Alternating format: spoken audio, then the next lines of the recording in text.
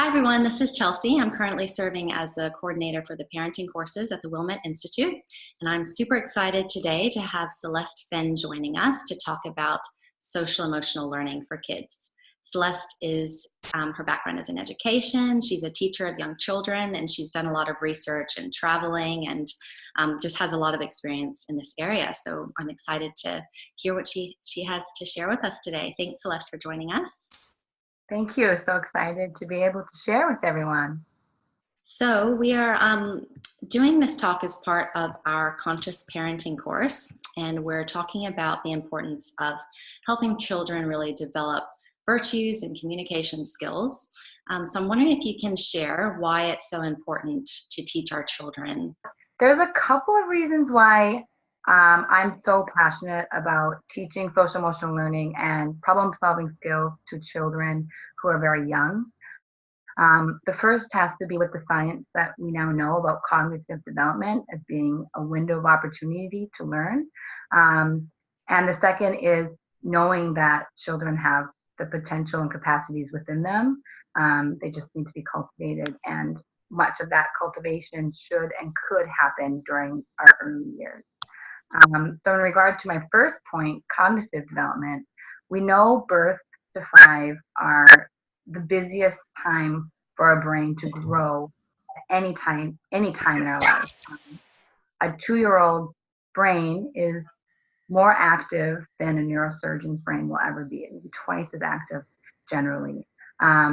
So children are absorbing and collecting information like a sponge, and developing a lot of beliefs about the world at that time. So I would like to talk a little bit about how we develop information in our brain and create ideas and values. Because I think if we understand that and we understand the window of opportunity, then it's quite easy to see why early childhood is such a critical time in our lives to be learning these skills. So schema is like an individual node of information or an idea that the brain has. And we have a schema for every skill that we have. We might have a schema about how to drink from a straw. So initially, when we're children, we don't know how to drink from a straw. We might have a schema about how to suck, and we might have a schema about a straw being a tube. We develop the schema of how to drink from a straw by combining these two schemas, how to suck and what is a straw. And developing that skill of drinking from a straw might need to be modeled. The child might need to manipulate the straw, look at the straw, and they might even need to be explicitly taught. And then they need to practice it. And through repetition, that schema becomes quite strong, and a child can do it automatically. It doesn't require any critical thinking or heavy duty thinking. Then if there's a hole in the straw, then a new schema will be developed about what to do when a hole is in the straw and how there's no more vacuum effect and the water won't come up. So we develop schema around driving. When we first drive, it's very frightening. Anytime we drive someplace new, it requires a lot more attention and focus. But our drive to work or our drive home from work, if we've been doing it for a couple of years, becomes very automatic, and we can do it without thinking. In fact, we might leave work and pull into our driveway and blink and think, oh, wow, I'm here. How did I get here so quickly? The brain is a bit lazy, and it's designed to be able to create the schema so that most of what we do becomes automatic, which is great, because if every day was as exhausting as the first day of school, we wouldn't be able to accomplish very much. The problem lies in that we fall back on these habits, and changing habits or creating new schema is very challenging. So once we've adopted a schema or a set of beliefs or values or ideas about how the world works or why it works the way that it does, the brain will automatically reject stimulus or information that is not in alignment with our existing schema. And it will only modify existing schema if the stimulus coming in is so prevalent and pervasive that we can't ignore it. So it's easy to see how our brain's function naturally can make us a bit lazy, and maybe have bias that we wouldn't want to remove or uncover or even confront. That is our natural tendency. And if we think about a child's brain, who that's all they're doing is creating schema as fast and as rapidly as they can, they also don't have the capacity to question or think with discernment about the schema and stories that they're building. Um, and a lot of the stories that a child hears and learns is implicit. Um, it's what they see when they're looking out the window on the way to preschool. It's movies, it's how parents treat each other, it's how classmates treat each other. It's every moment of every day they're picking up on who is treated well, who's not treated well, and why. And implicitly, they couldn't vocalize it, but they're creating rationale for why X is treated this way and why B is treated this way. And so if we would like to remove some of the natural bias that will be built up in a child by the stories that they're hearing, we need to be very explicit in the values and beliefs that we're teaching. If we're not explicit, they will naturally pick up and not be able to challenge or confront a lot of the prejudices that are in the world today. So it's crucial for me that we're teaching values and we're being very explicit about how we should treat each other and why we should treat each other with kindness and respect, so that biases don't become overwhelming in their mind, especially because as an adult, this bias is implicit and we naturally won't want to challenge the biases and schema that we've created.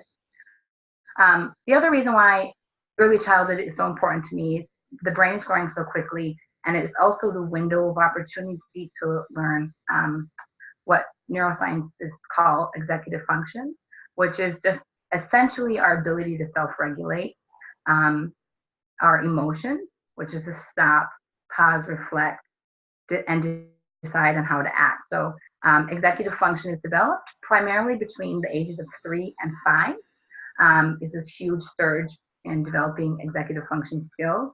And then it plateaus until late adolescence, early 20s. There's another spike in developing executive function skills. And again, it plateaus. And a child's trajectories in life to be successful in every arena, if it's relationship, if it's work, if it's mental health, and general life being, a lot of that relies on their capacity to develop executive function skills. So everybody has the capacity to develop them. It just requires the environment in which a child is in and their relationships, whether or not those potentials within the child will be developed to learn executive function. So executive function, again, is self-regulation. It's also memory. It's ability to make a plan, stick with it, and delay gratification are just some of what executive function is. But 3 to 5 are the ages that we learn most of those skills.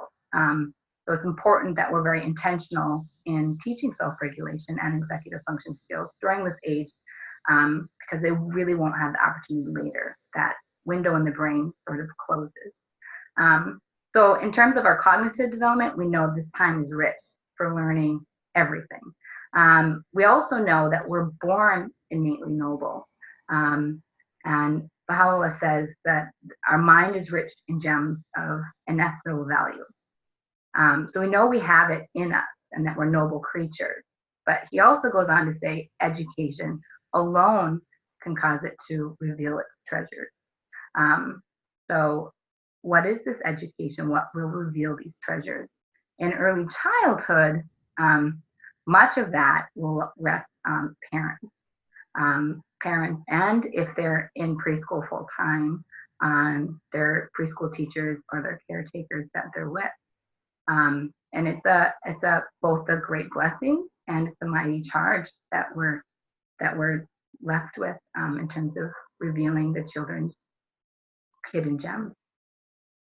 So that's why I'm passionate about early childhood and teaching social emotional learning to young ages.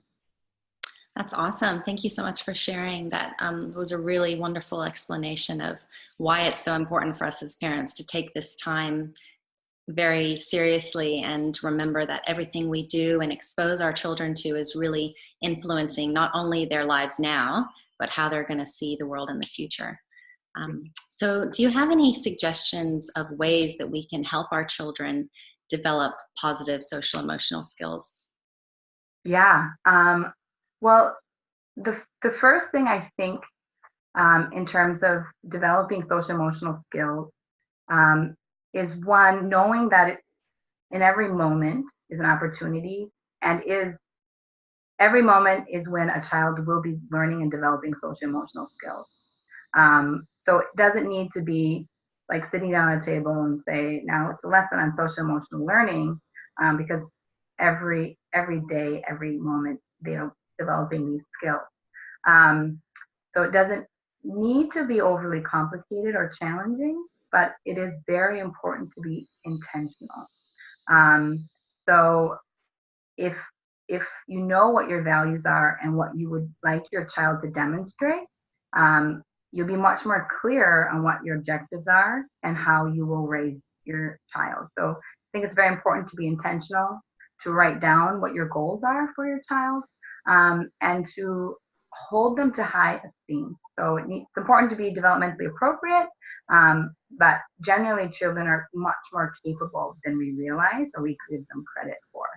Um, so writing down what your values are and what you would like your child to believe about the world or about themselves, um, is the first step that I would do. The second step is to have fun and be creative. Um, so something that I do in my classroom very frequently is tell stories. Sometimes they're just stories I make up as I go along. There's been we've been telling the same. Sorry. Okay. I've been telling the same story about dragons for the past probably 5 months. And the dragons go and they demonstrate the virtues in different ways in all the different countries they go to. And generally, they're helping animals, and demonstrating generosity, courage, um, tenacity, perseverance. And some of the language that I'm using, I'm very intentional with as well. So in terms of developing character, I'm a big believer in using the virtues and using the language of the virtues. And a child doesn't know initially what is patience, what is empathy, what is kindness, what is thankfulness, but a 3-year-old has the capacity to know what they mean. And once they know it, once it's made explicit in their mind, they can also learn how they should demonstrate it. And this can also be taught explicitly and implicitly through modeling. So part of being creative, having fun with social emotional learning, is talking about virtues with your child, which is in my experience, children naturally are just so in love with the virtues that it is a fun thing to teach, and they soak it up, and then they enjoy naming it when they see it in others, and they love it when the parent names it and honors it when they demonstrate it as well. So teaching the virtues, and teaching emotions. So a child, just like they don't know what patience is initially, they also don't really know what anger is. They don't know what is forgiveness. They don't know what is disappointment. And by making emotions explicit, the child also is able to identify what they're feeling. But most 3-year-olds, often they're tender tantrum, they don't know what they're feeling or why they're feeling it. So it's up to the adult to help them name what they're feeling. And once they can name it, then to problem solve ways of how to deal with these emotions. Um, so in my classroom, we spent a couple of weeks just working on disappointment because all of them really resonated with them and had felt great disappointment in their life. And they also felt liberation when they could brainstorm ideas of what to do if they felt disappointment. And part of it was just hearing their classmates' stories of when they felt disappointment, and then realizing that sometimes with disappointment, the only thing we can practice is the virtue of patience. And we can't always get what we want. And knowing that all of their classmates also had experienced disappointment and had to practice patience of not getting what they wanted, made them better able to cope with the feelings of disappointment in a healthy, more positive manner in the future. So definitely naming the emotions, naming the virtues, and then aligning them. So if you're feeling anger, what is a virtue that you can practice to solve that problem? And this is a process that will take years. When I introduce thankfulness to my students, it will just work on that one word for a number of weeks. And we'll investigate it, we'll read it in stories, we'll make and practice being thankful by getting thankfulness cards, using it in our language by saying thank you, and recognizing when people have done something extra kind for us. So we work on that one unit for quite a while, and then in a couple of months, we'll go back and review it again. And so I think as parents, you could also come up with some objectives with that original list that you wrote of the values that you would like your that you'd like your child to know, and making it like, for this month, let's work on the virtue of thankfulness, or let's work on the virtue of kindness. Generally, I think the easiest virtues to introduce are kindness and love. Then from there, it can be sort of what is resonating for you. And part of it is teaching it explicitly, modeling it explicitly, and then also how you show it and demonstrate it to your partner or your friends, your loved ones, or the person on the highway who's driving you crazy. Are you practicing the virtues at that time or not? Also, I think puppetry is an art form that has been wonderful for me to teach problem solving in particular. So I think in order for children to solve problems, it's important to teach it like a skill, like you would teach swimming or how to ride a bike. You need to break all the parts down into simple steps that a 3, 4, 2-year-old even, or 5-year-olds can understand. I really like how you're encouraging parents to kind of see this in a learning mode. You talked about kind of making a list, and then of virtues that they wanted to help their children, and then planning what to do, and then acting on that, and then going back to reflection. I think we've seen this in our Baha'i communities, how when we're working together, this is actually a cycle that we're encouraged to follow throughout the year. And I appreciate that you're reminding us to bring it back to the home and to really see our parenting from a learning mode. Yeah. So thank you for that. And did you have any tips for teaching children problem-solving skills? What has been most successful for me is anytime there's a social problem or behavior problem, I immediately identify it as a problem. Wow, we have a problem. And that's sort of a cue of like, okay, something is missing. And then the next immediate step is, what's the problem? And then identifying what they're feeling, and then what the harm was, and then how to solve it. So if someone pushed another child, I would come in and say, oh, Jackson pushed Katrina. That's a problem. And then, Jackson, why did you push Katrina? Because I was angry. Why were you angry? She took my toy. Oh, wow. Okay, Katrina, how did you feel when Jackson pushed you? And it's very important to ask both how they're feeling, because Jackson, through this process, is developing the capacity to show and understand empathy and to practice empathy. So when Katrina says, I feel sad, I try to also make their language as specific as possible, which just takes practice. So I will say, oh, why are you sad? I'm sad because Jackson pushed me. And during this, I'm making my language as intentional, simple, and repetitive as possible. So I'm always using, oh, I see a problem. Oh, how can we solve the problem? And then also, what are we feeling? When it comes to solving the problem, so once people have identified what they're feeling, generally both parties are feeling a little bit more empathetic, maybe Katrina is feeling a little bit more like she's ready to forgive. And Jackson's also understanding, wow, my actions had consequences. And the emotions aren't so high. They're ready to solve a problem. If emotions are super high and they're in fight or flight mode, they don't have the mental capacity to solve a problem. So if they're still up here, they might just need to be separated and take a break and calm down, a couple of deep breaths.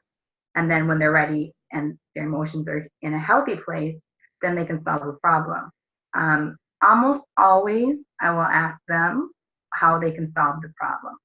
And that might take some time. Feel free to give it a little air. They might initially come up with some creative or unhelpful solving problem ideas. It might be that, oh, we should buy 2 dolls so we both can have a doll to play with, which might not be a possibility and doesn't teach sharing anyway. And then, or they can also initially blame the other person for their actions, which this is an opportunity for them to take ownership and know that they're in control of their bodies. So Katrina might have taken your toy, but it's up to you. You make the decision to hit. So during this problem-solving conversation, you're helping them to recognize ownership and responsibility of their actions, empathy, and then creative ways to solve a problem. I also tried to make it as explicit as possible about what to do. Step one is like if they're fighting for a toy, is to put the toy down. And then step two is to see who had the toy first. Okay, Katrina had the toy first. Step four is, and obviously I'm a preschool teacher, it would be different than at home among siblings. But I don't allow room for misinterpretation of it. I say you have to share. You can share in 3 minutes or 5 minutes. So if you wanted the toy, you ask, can I have the toy? They can either give it to you right then, or they can say 3 minutes, or they can say 5 minutes. And at your house, you can decide if sharing is something you need to work on, how, as well as how you want all behaviors to be. What are your expectations of behavior? And as regular, consistent, and explicit those expectations are, the easier it is for a child to know how you want them to behave. So in my classroom, our language can be a bit scripted, but for these young minds where these concepts are quite overwhelming and confusing, the scripted language about step one, step two, step three make understanding how to solve problems much easier, as well as what expectations they should show, and when they should ask for help from a teacher or a parent or a caretaker. And then as problem solving becomes a skill they do more and more, they start doing it independently. So they can label with it themselves, oh, we have a problem, how can we solve it? And they can start problem solving before there's a fight or somebody grabbed a toy or somebody hit. And they can say, oh, we both want to use the doll, how can we solve this problem? But just using the language of problem and solving and helping them brainstorm solutions themselves and identify their emotions is a huge skill set that takes a while to model and scaffold, but has great success. So well before they're even in kindergarten, they can learn to negotiate, solve problems, demonstrate empathy, and practice the virtues in a whole wide variety of ways.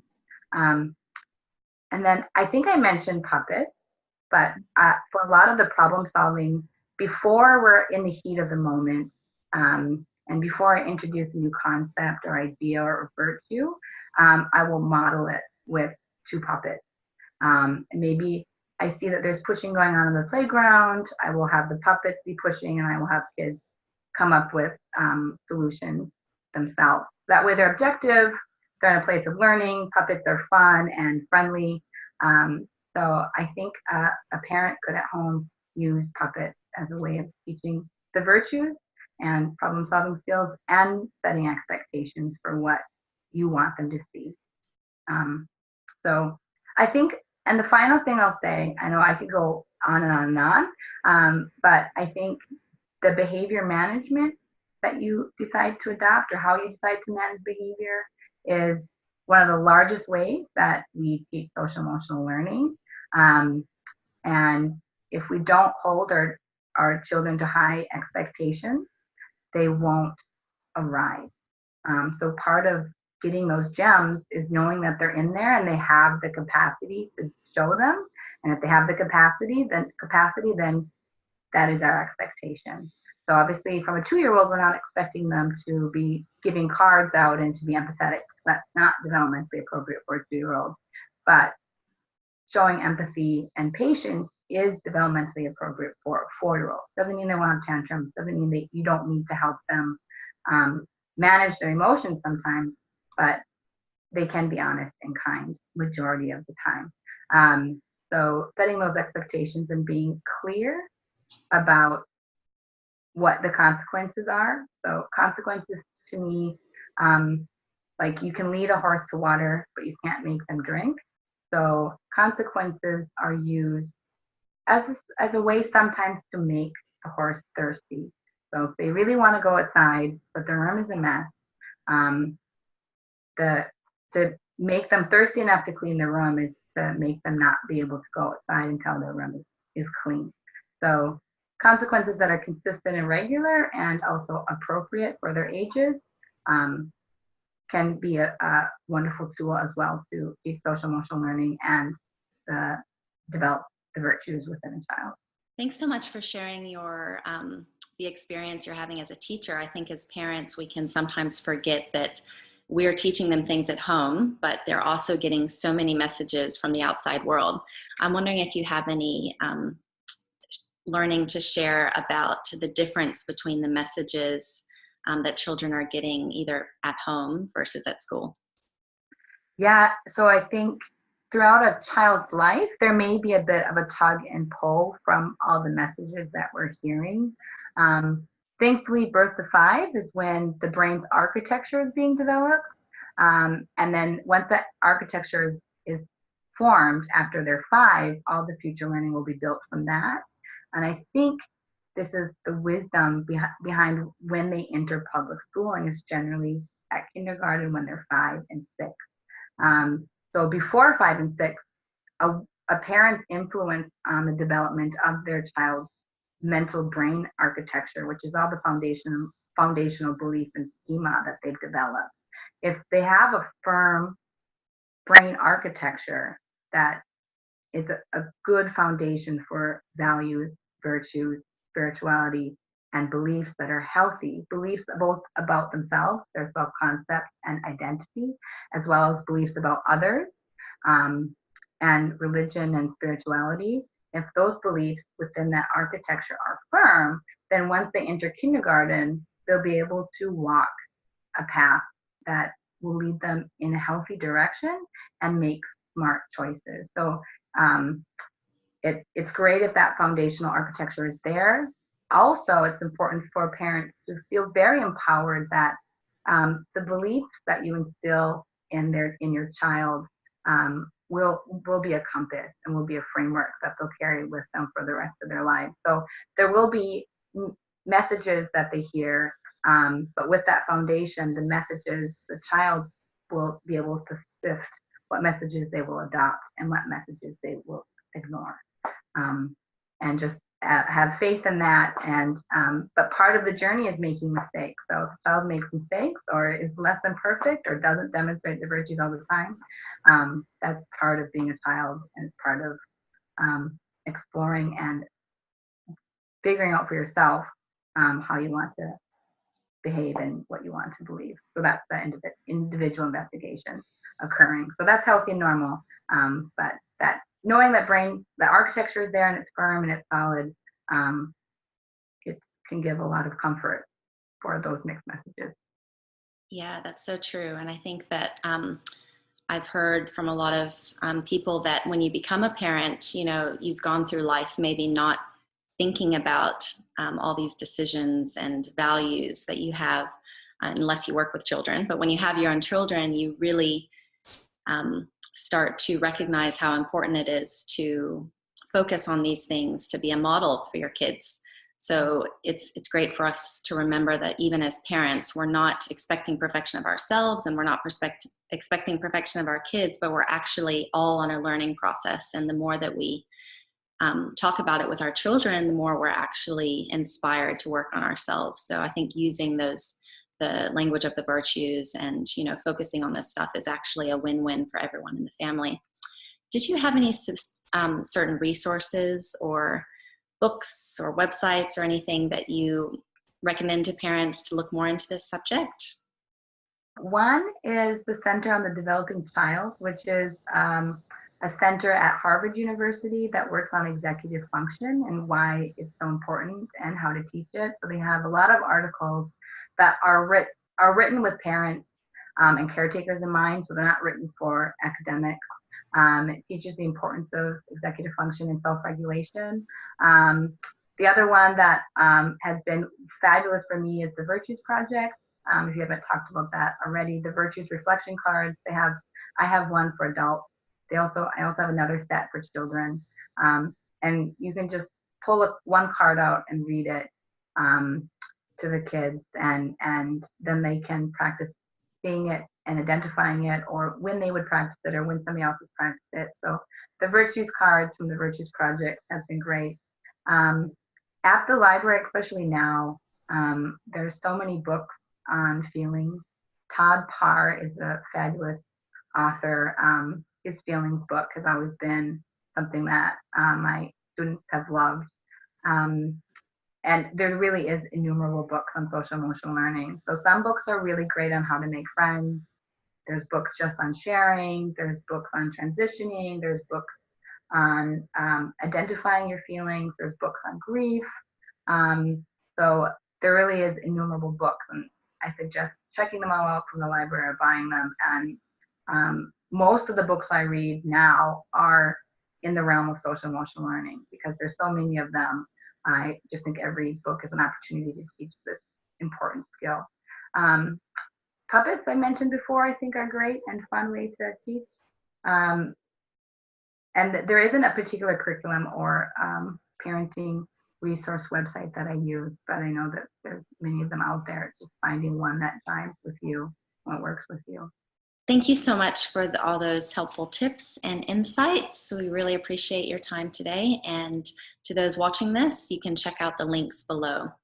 We'll put some of the resources and websites that were mentioned in the comment section. Thanks for tuning in. Bye. Thanks, guys.